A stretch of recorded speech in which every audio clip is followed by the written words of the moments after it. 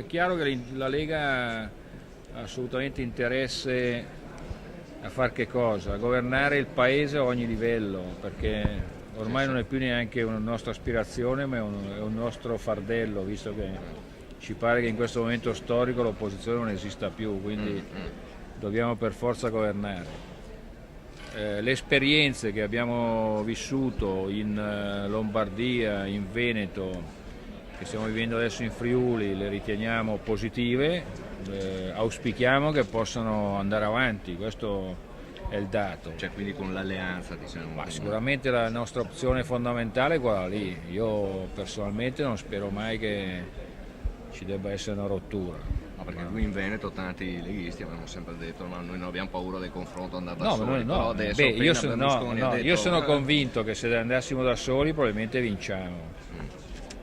Questa è la mia convinzione, però viste le cose in un contesto più generale, io auspico che questa alleanza Lega Casa Partito della Libertà vada avanti, perché ha dimostrato di poter governare il paese, le regioni, le province e i comuni, quindi mi sembra che sia un modello che debba essere portato avanti. Io sono assolutamente fiducioso, anzi ne sono pienamente convinto che Bossi e Berlusconi si daranno intorno a un tavolo e troveranno la soluzione che andrà bene per tutti.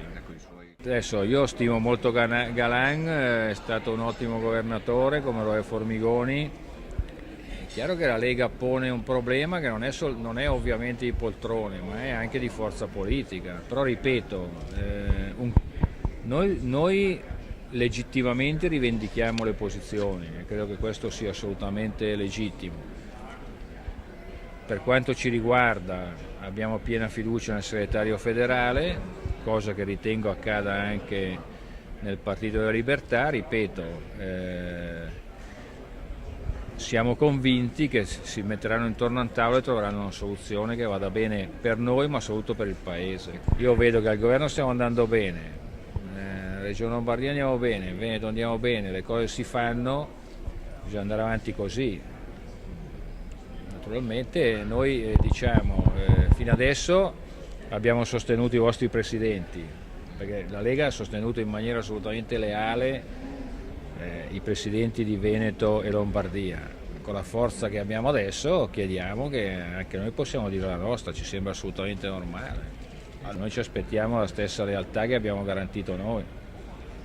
No, che guardi, io lo dice uno che ha vissuto le cose da vicino. Se non ci fosse stata la Lega, il presidente Berlusconi finiva la sua partita nel 2003 e questo Berlusconi lo sa. Cosa ne pensa di quella puntata di Anno Zero? No, la cosa più vergognosa, guarda, le faccio una piccola confessione, ero stato invitato, ho declinato che avevo già questo impegno.